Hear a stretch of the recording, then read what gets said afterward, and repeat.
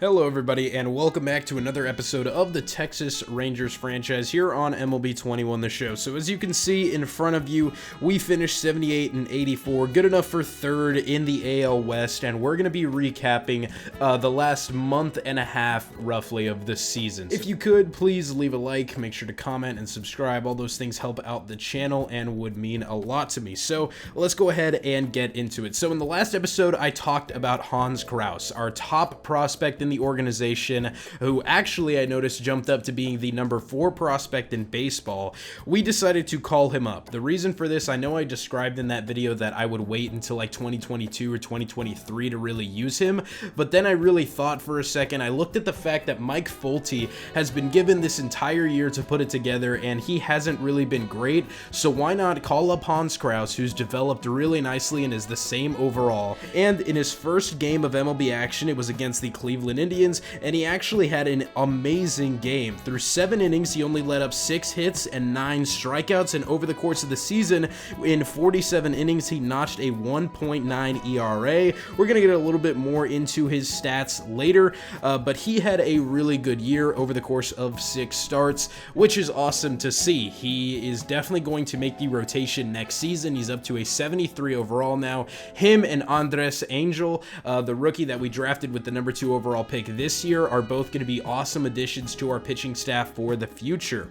And then other than that, we also had some September call-ups. So first we had Anderson Tejada and Sherten Apostel. One thing I realized whenever I finished simulating this season was that I should have given Anderson Tejada and Apostel chances earlier on, especially after we lost Charlie Culberson to injury, because after that point we pretty much could have called up Tejada and just tried to develop him a little bit faster than leaving him in AAA. So it's definitely going to be used as a learning experience in the future, especially in the immediate future of this franchise, but hopefully for my future franchises down the line. But now I wanted to talk about the season stats for the team. So first of all, Eli White was on fire to end the year. He was, him and Sherten Apostel were the only players with an above 800 OPS on the year. Apostel with that 900 OPS, definitely something unsustainable, but it's nice to see that in the opportunities, very limited opportunities that he got, he was really good. So that's exactly what you want to see from a guy who could be fighting for a starting spot next season. And then back to Eli White, he was really great to end the year, which is awesome because I think he's going to be brought back over the course of this offseason kind of as a 4th outfielder for us, but who knows, maybe he makes his way into the starting center field spot over Leody Taveras. And then with Joey Gallo, Gallo was awesome in terms of hitting home runs and bringing in runs. He had over 100 RBIs, 36 home runs. However, other than that, his OPS leaves a lot to be desired, to say the least. Now, granted, he did bounce back from an awful 2020, which is what you want to see,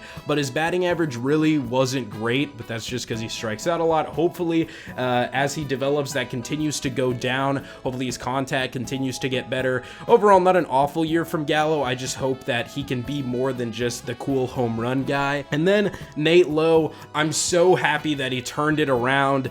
I was really disappointed the first 2 months of this franchise where he was bad, but it's great to see that he's turned it around, that he's done a lot better. I'd argue that if you cut out those 2 months of awful play from him, he would have had an over 800 OPS as well, but over 20 home runs is also great to see. And then Anderson Tejada, he had a nice slugging percentage, just couldn't really get on base, but then again, he didn't get too many opportunities, and when we called him up, he was going through a cold streak, and that kind of lasted well into his time in the MLB, so I'm not gonna, use this and really paint him in a bad light. I think he'll be fine in the future. The guy still has an A potential and played like 3 games, so it's not that big a deal. Just hopefully something to improve on. Brock Holt was also fine for us. I do want to re-sign him as kind of a bench bat for us, and that's kind of goes hand in hand with what I said earlier about actually giving more prospects a chance, is because I really don't think it was very smart of me to give Brock Holt so many opportunities over Tejada and Apostel, but regardless, he was fine. Same thing with David Dahl, and Nick Solak finally kind of started to come around in the hitting department. Didn't have as good of a year as I wanted, but hopefully it's just something for him to develop off of. Crush Davis, who was here, you probably blinked and missed him in this first season, as I didn't really use him too much in any of the games I played. made, and honestly, he was kind of redundant with Willie Calhoun. Both of them aren't good fielders. Both of them are just designated hitters, and Davis was fine. Willie Calhoun did end up getting hurt like in the middle of August and missing the rest of the season, so Davis was awesome filling in that role, and he was actually pretty good to end the year. But other than that, I don't think I'm going to bring him back just because he really doesn't do anything for us defensively, and I don't need somebody like him who's just a great hitter to be a good defender, but I also don't want to gouge my eyes out whenever I have to play them in the field.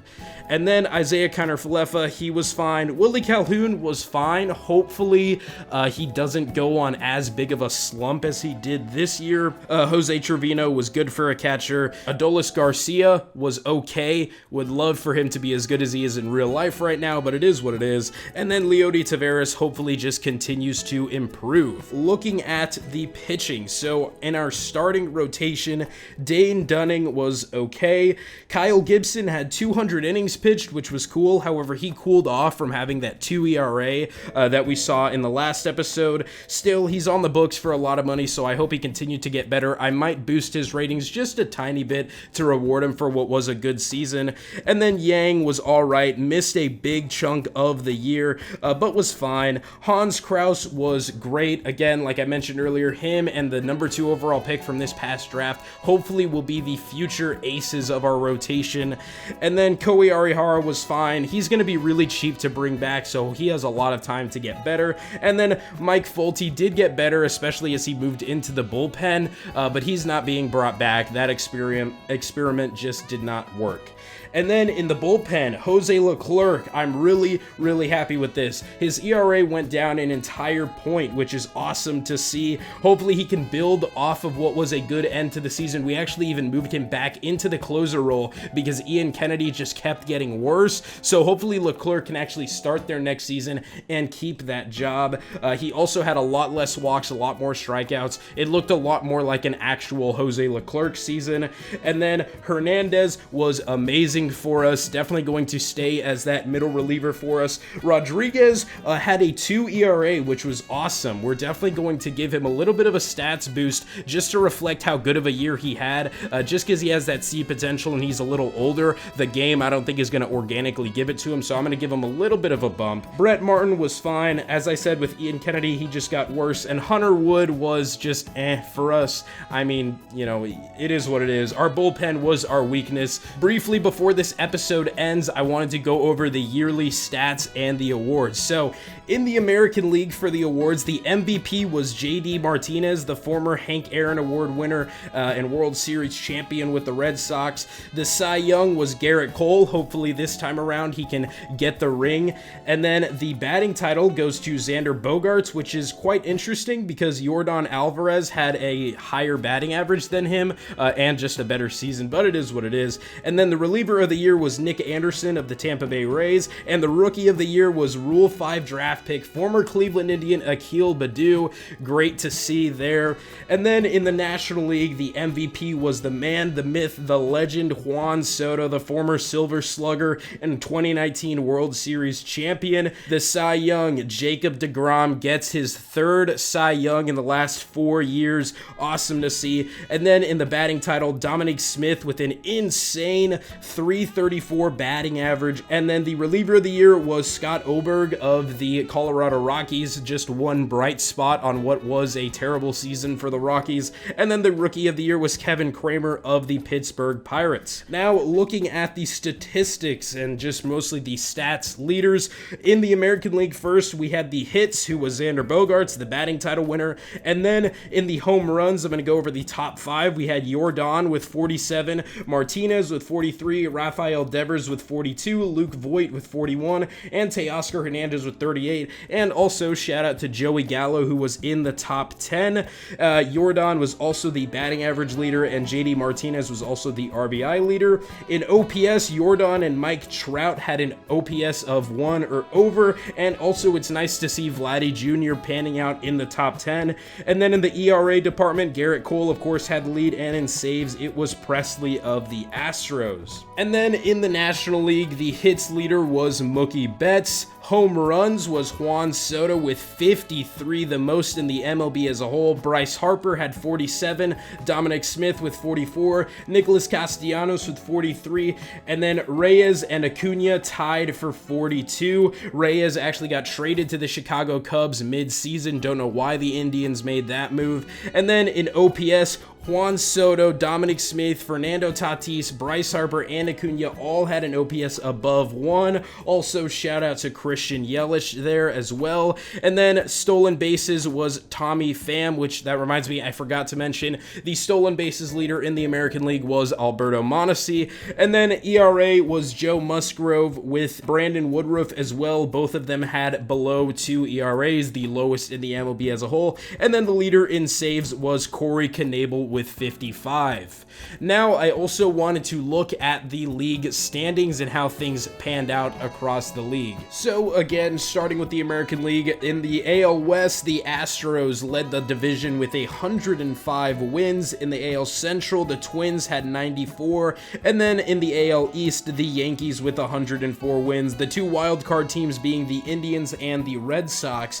And then in the National League, the Dodgers won their division with 107 wins, and the Padres were a wild card team with 100 wins. Meanwhile, the rest of the division left a lot to be desired. And then, funnily enough, the Padres 100 wins were a wild card team, yet in the NL Central, the Brew Crew won the division with only 86 wins, as the rest of the division, other than the Pirates, all went 81 and 81. And then in the NL East, the Mets with 103 wins, a huge turnaround, and then the Braves, another wildcard team with 95 wins, which is pretty funny again whenever you think about how bad the NL Central really was. And then some of the worst teams in the leagues were the Orioles, Royals, Rockies, and D-backs. I think every single one of these teams lost over 100 games, and then also the Marlins and the Pirates. So in the last episode, I said that I wanted the Rangers to get a top 10 pick. Yeah, that's definitely not going to happen. But regardless, that's it for this episode. I know it was one of my longer episodes, and all I was doing was really talking about stats,